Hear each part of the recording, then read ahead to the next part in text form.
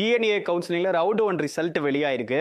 இதுல இந்த இப்போது எனக்கு ஒதுக்கப்பட்டதை ஏற்கிறேன். ஆனால் என்னுடைய முந்தைய விருப்பங்களுக்கு முன்னேற வாய்ப்பு இருந்தால் அறையும் ஏற்று உறுதி செய்கிறேன். அப்படியில அக்செப்ட் அண்ட் அப்வோர்ட் ஆப்ஷன் பல மாணவர்கள் கொடுத்திருக்கிறதுக்கான வாய்ப்பு இருக்கு.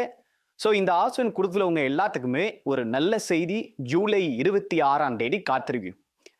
அது என்னங்கிறத இந்த வீடியோ மூலியமா இன்னைக்கு ஆரம்பிச்சு ஜூலை 26ஆம் தேதி வரைக்கும் நீங்க என்னென்னலாம் பண்ணணுங்கிறத தெளிவா சொல்லிடுறேன். இப்போ நான் ஒரு 11 கவர்மெண்ட் காலேஜ் வச்சிருக்கேன். எனக்கு ஒரு காலேஜ் கிடைச்சி போச்சு. என்னன்னா தந்தை பெரியார்ல ஈசி வேலூர்ல கிடைச்சி போச்சு. இப்போ கிடைச்சி போனதுக்கு அப்புறம் நான் இந்த ஆப்ஷனை கொடுத்துட்டேன். இப்போது எனக்கு ஒதுக்கப்பட்டதை நான் ஏற்கிறேன். ஆனால் என்னுடைய முந்தைய விருப்பங்களுக்கு முன்னேற வாய்ப்பு இருந்தால் அறையும் ஏற்று உறுதி செய்கிறேன் அப்படிங்கிற ஆப்ஷனை கொடுத்துட்டேன். இதுக்கு பேர் என்ன? Accept and upward. இந்த ஆப்ஷன் கொடுக்கறதுக்கு பல பேர் யோசிப்பீங்க. ஆனா இந்த ஆப்ஷன் கொடுக்குறவன் ஏன் தந்திரமான ஆடு புத்திசாலியான ஆடுன்னு சொல்றேன்னா, நீங்க ஒழுங்கா சாய்ஸ் லிஸ்ட்டை ரெடி பண்ணியிருந்தா இந்த ஆப்ஷன் கொடுக்கறதுக்கு நீங்க தயங்கவே மாட்டீங்க. அப்ப 1 2 3 4 5 6 7 8ல அப்ப மேடை உள்ளது யாருக்கோ கிடைச்சிருச்சு. அப்ப அந்த யாருக்கோ கிடைச்சிருக்கு பார்த்தீங்களா, அது உங்களுக்கு கிடைக்கணும்னு நினைச்சீங்கன்னா இப்ப கிடைச்சிருக்கு பார்த்தீங்களா, இதை வேணும்னு சொல்றீங்க, மேல உள்ளதும் வேணும்னு சொல்றீங்க. இருக்கு ஜூலை 26ஆம் தேதி தான் ரிசல்ட் வெளியாகும். இப்போ என்னென்னலாம் சொல்றேன்னு கரெக்டாக நோட் பண்ணிங்க. இப்போ மாணவர்களை இதை கன்ஃபர்மேஷன், அதாவது ஜூலை 17ஆம் தேதி 18ஆம் தேதி ஈவினிங் 5 மணி வரைக்கும் இந்த ஆப்ஷனை கொடுத்து நீங்கள் கன்ஃபார்ம் பண்ணிக்கலாம். இந்த குறுக்கையில் ஏதாவது தப்பு பண்ணியிருந்தீங்கன்னா டிஎஃப்சி சென்டருக்கு போய் கூட இந்த ஆப்ஷன் தான் எனக்கு வேணும்னு கூட நீங்கள் கொடுத்துக்கலாம். கொடுக்கும் போதே டிஎஃப்சி சென்டர் கேட்கும், நீங்கள் எந்த டிஎஃப்சி சென்டருக்கு போறீங்கன்னு கேட்கும். அதை கொடுத்துருங்க.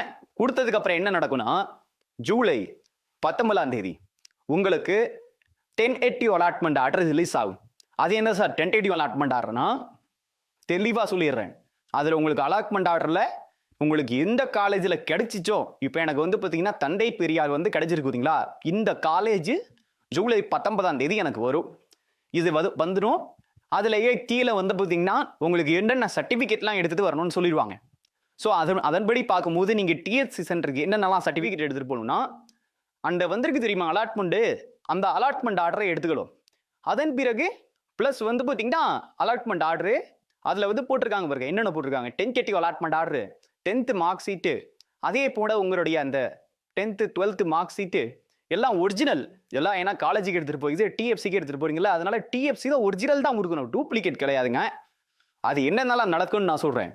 அதே போல் உங்களுடைய டிசி அதுக்கப்புறம் உங்களுடைய பெர்மனன்ட் கம்யூனிட்டி சர்டிஃபிகேட் இருக்குல்ல அது, அப்புறம் நேட்டிவிட்டி சர்டிஃபிகேட். நீங்கள் இங்கே தமிழ்நாட்டில் ஒரு வேளை படிக்காமல் இருந்து வேறு மாநிலத்தில் படிச்சிருந்தீங்கன்னா நேட்டிவிட்டி சர்டிஃபிகேட்.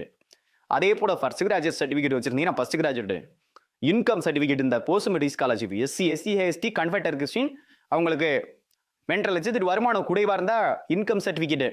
அப்புறம் ஒரு ஃப்ரெண்டு பேஜ் பார்த்தீங்கன்னா உங்களுடைய அந்த பாஸ்புக் இருக்குது தெரியுமா, உங்களுடைய பேங்க் புக்கு, அந்த பாஸ்புக்கில் ஒரு ஃபோட்டோ உங்களோடதோ இல்லை உங்கள் அப்பா அம்மாவோடதோ எடுத்துக்கிட்டு நீங்கள் என்ன பண்ணணும், டிஆர்சிட்டி போகணும். எப்போக்குள்ளே போகணும்? ஜூலை 19ஆம் தேதி இந்த அலாட்மெண்ட் ஆர்டர் வந்துடும். வந்த உடனே ஜூலை 19ஆம் தேதியிலேருந்து ஜூலை 19ஆம் தேதி பார்த்துங்க, நோட் பண்ணிக்கோங்க. ஜூலை 19 சனிக்கிழமை காலையில் 10 மணிலேருந்து ஜூலை 20 ஞாயிற்றுக்கிழமை, ஜூலை 21 திங்கக்கிழமை, ஜூலை 22 செவ்வாய்க்கிழமை, ஜூலை 23 புதன்கிழமை, இந்த 5 நாட்களுக்குள்ள நீங்க டிஎஸ்சிக்கு போகலாம். டிஎஸ்சிக்கு போனாதான் உங்களுக்கு அப்வோர்டு மூமெண்ட்ல ரிசல்ட்கே வரும். அதனால இப்ப கிடைச்ச காலேஜை நீங்க போய் டிஎஸ்சியில கன்ஃபார்ம் பண்ணணும். சார் எவ்வளோ சார் பணம் எடுத்துட்டு போகணும்னு கேட்டீங்கன்னா, அங்கேயே உங்களுக்கு போட்டிருப்பாங்க. சில பேருக்கு பணம் போட்டிருப்பாங்க, சில பேருக்கு பணம் போடாமல் இருப்பாங்க. யார் யாருக்காரும் பணம் போட மாட்டாங்கன்னா 7.5 ரிசர்வேஷனுக்கு பணம் போட மாட்டாங்க. அவங்களுக்கு பணமே தேவையில்லை, அவங்க 1 ரூபாய் கட்ட தேவையில்லை. அதே போல் இந்த போஸ்ட் மெட்ரிக் ஸ்காலர்ஷிப்புக்கு பணம் போட மாட்டாங்க. அதே போல் ஃபர்ஸ்ட் கிராஜுவேட் மாணவர்களுக்கு பணம் போட மாட்டாங்க. மற்ற மாணவர்களுக்கு பணம் போட்டிருப்பாங்க. அது காலேஜை பொறுத்து மாறும். அதில் எவ்வளோ பணம் போட்டுருக்காங்களோ அதை எடுத்துக்கிட்டு டிஎஸ்சிக்கு போயிடலாம். எப்போக்குள்ளே போகணும்? இந்த 5 நாளுக்குள்ளே போகணும்.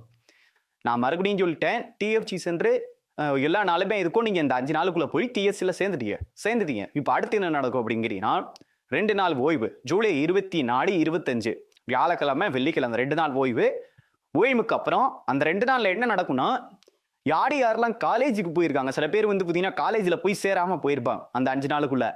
அந்த மாதிரி 5 நாளுக்குள்ள காலேஜில் போய் சேராமல் போகிறான் பார்த்தீங்களா, அந்த சேராமல் போகிறாம அந்த இடங்கள் எல்லாமே உங்களை எல்லாத்துக்குமே இந்த 2 நாள் வெயிட் பண்ணி பார்த்துட்டு அதன் பிறகு ஜூலை 26ஆம் தேதி உங்களுக்கு என்ன நாள் அன்னைக்கு?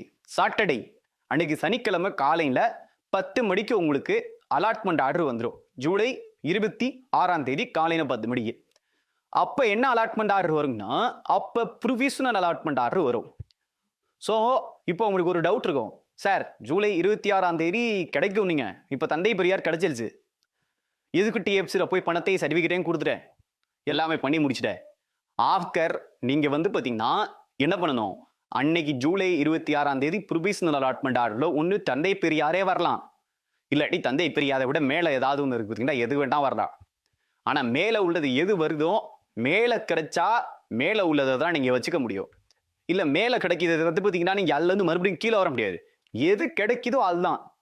ஸோ சில பேர் என்ன நினைப்பீங்கன்னா, தந்தை பெரியார் கிடைச்சிருச்சு, அப்போ மேலே போனால் இப்போ கிடைச்சதும் நம்ம வச்சுக்கலாம் அப்படின்னு நினைப்பீங்க. ஆனால் மேலே மறுபடியும் கிடைச்சிச்சு, கீழே வர முடியாது. மேலே ஒருவேளை எதுவுமே கிடைக்கணும்னு வச்சுங்க, இப்போ நான் வச்ச லிஸ்ட்டில் எனக்கு மேடை ஒன்றுமே கிடைக்கிறேன்னா மறுபடியும் தந்தை பெரியாரே கிடைச்சிடும். அப்போ ஜூலை 26ஆம் தேதி அலாட்மெண்ட் ஆர்டர் வந்துடும். எடுத்துகிட்டு நான் காலேஜுக்கு போயிட்டே இருக்கலாமே, பிரச்சனையே இல்லையே, முடிஞ்சு போச்சு. இதுதான் ப்ராசஸ். இப்போ போல நிறைய பேர் இந்த தந்திரமான ஒரு கொஸ்டினை கேட்பீங்க, சார் நாங்கள் தந்தை பெரியார் காலத்தில் போய் டிஎர்சியில் சர்டிஃபிகேட்டு எல்லாத்தையுமே கொடுத்துட்டோம்ல, அந்த டிஎர்சியில் கொடுத்த சர்டிஃபிகேட்டு பணத்தில் என்ன பண்ணுவாங்க அப்படிங்கிற ஒரு கேள்வி வருதுல்ல.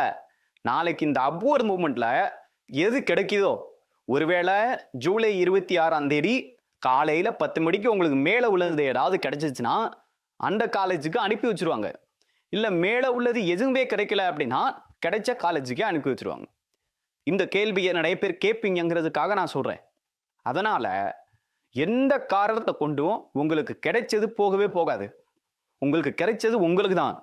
ஆனால் கிடைத்ததை விட பெட்டரா மேலே ஏதாவது கிடைச்சிருச்சுன்னா அந்த காலேஜுக்கு நீங்கள் போயே ஆகணும். மேலே உள்ளது பேனாட நீங்கள் சொல்லவே முடியாது. சரியா? இப்போ புரிஞ்சிருக்கும்னு நினைக்கிறேன்.